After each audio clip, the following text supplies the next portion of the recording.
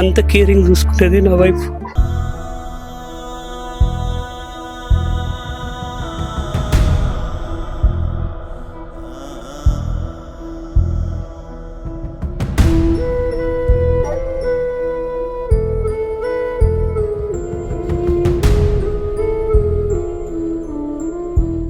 యాదాద్రి భువనగిరి జిల్లాలో విషాదం చోటు చేసుకుని చెప్పవచ్చు. మొన్న రైలు కింద పడి ముగ్గురు మరణించారు.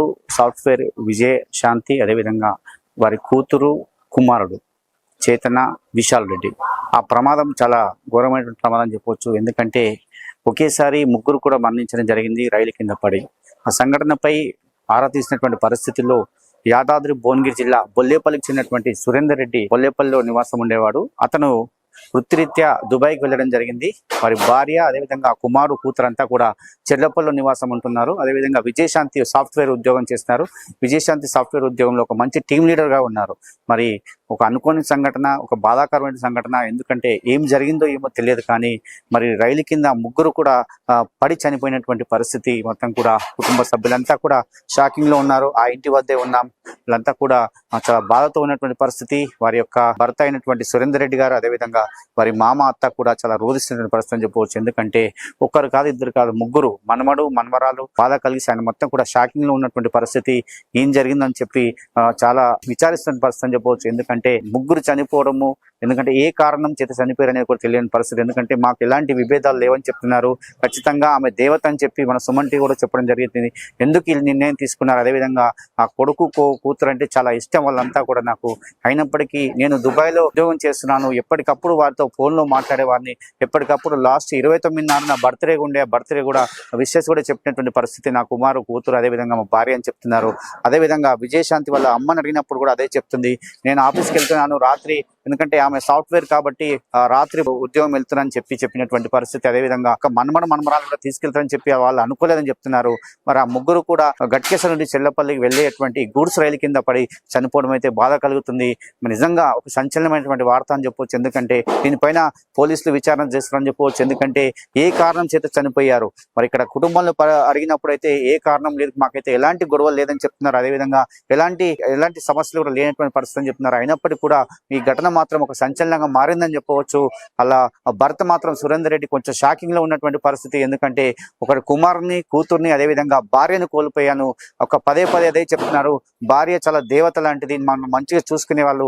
నేను అక్కడ దుబాయ్లో ఉన్నప్పుడు కూడా నా పిల్లలే కావచ్చు, వారి యొక్క తల్లిదండ్రులు కూడా చాలా ముసలి వాళ్ళని చెప్పవచ్చు. చూస్తున్నాం వాళ్ళంతా కూడా ఇద్దరు వాళ్ళ సురేందర్ రెడ్డి అమ్మా నాన్న కూడా రోధిస్తున్నటువంటి తీరు కంటతడి పెట్టిస్తుందని చెప్పవచ్చు. చాలా బంధువులంతా కూడా రోధిస్తున్నటువంటి పరిస్థితి అని చెప్పవచ్చు. ఎందుకంటే చెల్లపల్లిలో ఉన్నటువంటి వారు ఒక ఉన్నత ఉద్యోగం చేస్తున్నటువంటి విజయశాంతి ఇంత నిర్ణయం తీసుకొని చెప్పి అనుకోలేదు.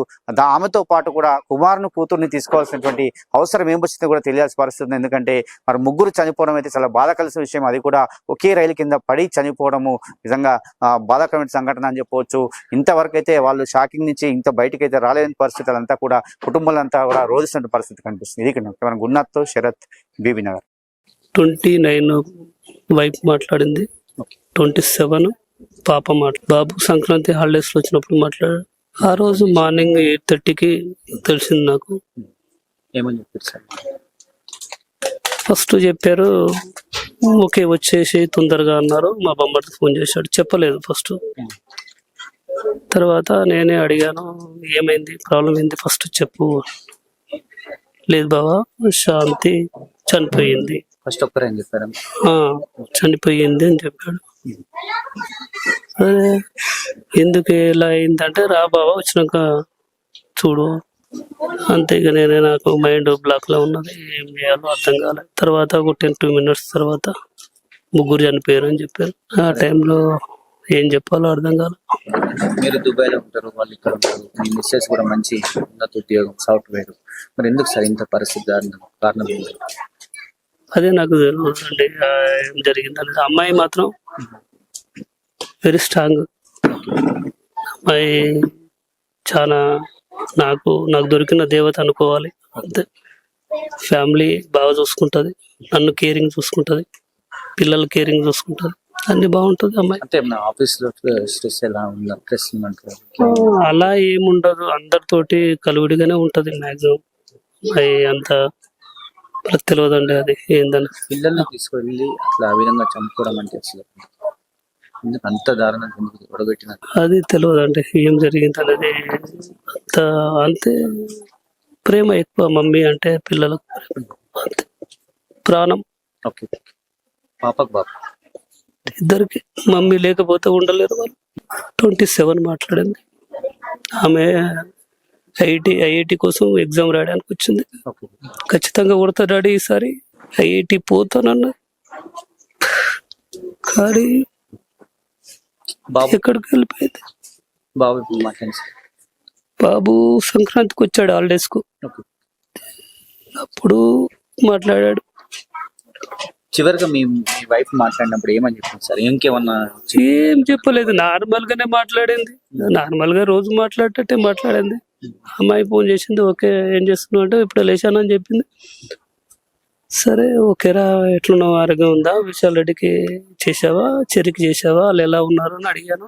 బాగున్నారంటేనే ఏం ప్రాబ్లం లేదు, మంచిగా ఉన్నారు వాళ్ళు, నేను మళ్ళీ వెళ్తాను సండే రోజు అని చెప్పింది. అంతే, ఏం మాట్లాడలే. సరే అమ్మా నువ్వు పడుకో, నేను తర్వాత చేస్తలే అని చెప్పి. ఏమన్నా ఆరోగ్య సమస్యలు ఉంటుందా? ఏం లేవు, చెప్పాను కదండి. అమ్మాయి వెరీ స్ట్రాంగ్. అమ్మాయి ఎటువంటి ప్రాబ్లమ్స్ హెల్త్ వైజ్ గా లేవు అమ్మాయికి. ఏ టాబ్లెట్ వాడదు, ఏం వాడదు. అలా ఈ వార్త తెలిసినాక మీరు ఎట్లా అసలు ఇక్కడికి వచ్చాక చూశాక గుండె అయిపోయిందండి. ఎందుకు అంటే ఒక్కరు ప్రేమ, ప్రేమ అంత కేరింగ్ చూసుకునేది నా వైఫ్. పిల్లలు, మా చెర్రి, నా తల్లి, చిట్టు తల్లి. మా అబ్బాయి విశాల్ రెడ్డి, చైతన్య, చెర్రి అంటే చైతన్య, చేతన రెడ్డి, ముద్దుగా చెర్రి అంటారు. కానీ జీవితంలో నాకు వదిలిపెట్టి వెళ్ళిపోయారు అందరు. నేను ఎవరు ఇష్టపడ్డానో వాళ్ళు లేరు, అంతేనండి. అది బాధగా నేను ఏం కనపడతలే నాకు టీచర్. సంక్రాంతి పండుగకు మేము ఇద్దరమే ఉంటాం ఈడ. ఈడ పండుగకు రమ్మన్నది నా అమ్మ, నా మనమడు రమ్మన్నాడు, నా ఎవరాలు రమ్మన్నది.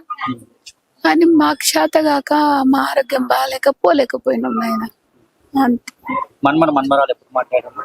మన్మడేమో సంక్రాంతికి మాట్లాడాడు, మన్మరాలేమో సంక్రాంతికి రాలే పండుగకు. మొన్న క్రిస్మస్ సెలవులలో వచ్చింది, మొన్న మధ్యాహ్న సెలవులు వచ్చింది కదా, వాళ్ళు వచ్చింది. నాని మంచిగా నేను సమ్మర్ లో వస్తాను, అది సెకండ్ ఇయర్ అయిపోతుంది, నేను వస్తా నాని, ఇప్పుడు నేను రాలేని పరిస్థితులు ఉన్నా అని చెప్పింది. అంతే. కోడలు ఎట్లుండేది మీతోటి? బంగారం నాయన, అంతేనా? బంగారం. మిమ్మల్ని రోజు మాట్లాడేదా ఫోన్ లో? లేదు, ఎప్పుడో ఒక్కసారి మాట్లాడి. పండుగకి అయితే మిమ్మల్ని రమ్మన్నది, ఇద్దరే ఉంటారు కదా? మేము ఇద్దరమే ఉంటారు, రమ్మన్నది. మాకు చేత కాక మేము పోలేదు. మళ్ళీ తర్వాత ఆమెకు లీవ్ దొరికినప్పుడు ఇద్దరు పిల్లలు తీసుకొని కారు నడిపిస్తుంది నా కోడలు, తీసుకొని వచ్చింది, నన్ను చూసింది, అలా మంది తెప్పించింది, మామకు పూరి చేసింది, చికెన్ వండి పెట్టి అదే తిండిలా దావతికి పోయినాం. మళ్ళా మా అక్క మన్మరాలు అదే మాట ఇక లాస్ట్ అతను మాట్లాడు. అదే ఇక్కడికి వచ్చి పిల్లలు చూసే, పిల్లలు ఇద్దరిని తీసుకొచ్చింది, కారు వచ్చింది, ఇద్దరిని చూపెట్టింది, పోయింది. ఇప్పుడు ఈమె ఎప్పుడు మాట్లాడిందో అప్పుడే ఒక్కసారిగా మా ఇద్దరం మాట్లాడినాం. అమ్మతేది ఈ 29న మాత్రం మా కొడుకు పుట్టినరోజు 30 నాడు. అయితే మా కొడుకు వారం ఫోన్ చేస్తాడు, వారం ఫోన్ చేయకపోతే ఇంకా చేయకపోతే నేనే చేస్తా, ఎందుకు చేయలేను, దూరం ఉండాలి. ఫోన్ చేసిన ఆయన ఇట్లా ఆరోగ్యం ఎట్లుందని ఆయన అడుగుతాడు, నేను అడుగుతా. బాగానే ఉండే డాడీ అని ఆయన అంటాడు. నీ ఆరోగ్యం చూసుకో, నీకు అన్ని రోగాలు ఉన్నాయి, షుగర్, బీపీ, కొలెస్ట్రాల్, అటాక్ ఉన్నాయి డాడీ, నీ రోగాలు ఉన్నాయి, మంచి చూసుకో, మీరు మంచిగా కూడా మేము మంచిగా ఉంటాము అని చెప్పిండు. చెప్తే ఇది హ్యాపీ పుట్టినరోజు బిడ్డ, హ్యాపీ బర్త్డే డాడీ అని అన్న.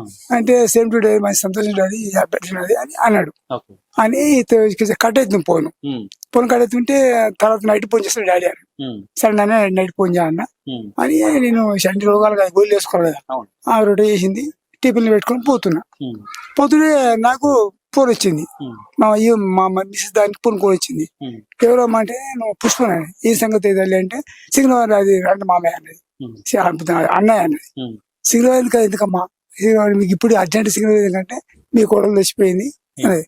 నేను అనుకున్నా ఫస్ట్ ఏమైనా హార్ట్ అటాక్ వచ్చిందేమో హాస్పిటల్ తీసుకుపోతే చచ్చిపోయిందేమో అనుకున్నా. ఆ. అనుకుని ఏమో అయ్యో ఎరకాలంగా మొత్తుకుని కొట్టుకుంటుంది. ఏమి మొత్తుకుంటుంటే ఎవరు లేరు ముసలి, నాకు బండి నడిపేదాదు ఏం లేదు, ఎవరు తీసుకెళ్ళారు. అవును.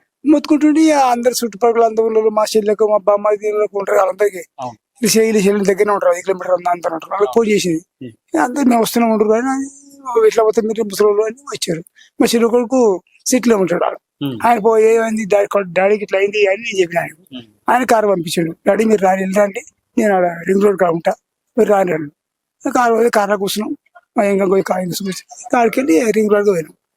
పోక ముందుకే ఇక్కడ కొద్దిగా మాకు చెప్పినాక అర్ధ గంటకే ఒక్కరు కాదు 3 అని చెప్పారు. అంత ముందుగా మాకు చచ్చిపోయిన చెప్పారు కానీ రైలు కింద పడని తెలియదు మాకు, చచ్చిపోయింది తెలుసు. తర్వాత 3 చచ్చిపోయినా చెప్పి ఇంకా 3 చచ్చిపోయి ఏముంటుంది, ఈ నిజమా అవుతాం, మా 3 చచ్చిపోయిన చెప్పి కొట్టుకుంటాం మొత్తుకుని ఆడిపోయినాం. మేము ఆడిపోయే వరకు అంత పోయి రైలు పోయి తిరుక్కుపోయే వరకు మార్చికి వెళ్ళి పీనికలు బయటకు వెళ్తున్నాయి, ఇంకా పోయే వరకు వెళ్తున్నాయి. ఈ అబ్బాయి ఉన్నాడు ఆడికి వెళ్ళి ఈయన ఫోన్ చేసిరుగా, ఈయన ప్లేట్ దొరకాలిగా, ఈ అబ్బాయి బాధపడతాడు ఎట్లా అని ఆడికి తీసుకుపోయి డాడీ చెప్పిండు. ఏమో ఈయన తీసుకుపోతే ఈ అబ్బాయి ఆడుంటే బాగుండని ఇటు తీసుకొచ్చి పెడతాము, నా మనవడు మళ్ళీ పెళ్లి చేస్తాడు అని ఇటు తీసుకొచ్చిన. 10:30కే మాట్లాడినా. 10:30కి నేను ఫోన్ చేస్తూనే ఉన్నా వెళ్ళిన కానుండి, పిల్లలు తీసుకొని పోతున్నా, ఆఫీస్ లో పార్టీ ఉందంటే నేను లేకుండా పార్టీ ఏముంటది అని అంటే, ఆఫీస్ లో పార్టీ ఉంది 3 పోతున్నాం అంటే నేను కూడా వచ్చేదాన్ని కదా అన్న, నువ్వేం రావద్దు ఇంటి దగ్గర ఉండి మేము 3 పోతున్నాం అన్నది అంతే. తర్వాత కాల్ ఎత్తలేదు, ఇక ఫోన్ ఎత్తలేదు, చాలా సార్లు చేసిన అంతే. అంటే మీరు విజయశాంతి మీ మనమడతో కలిసి ఉంటారా? వాళ్ళిద్దరు హాస్టల్లోనే ఉంటారు, మేమిద్దరమే ఉంటాం ఇంట్లో పైన. అంటే ఎప్పుడన్నా ఏమన్నా అస్సలు ఏం చెప్పదు, ఏం లేవు ఆమెకు బాధలు కూడా. పొద్దున 8:30కి తెలిసింది. మా అబ్బాయి ఫోన్ చేశారు.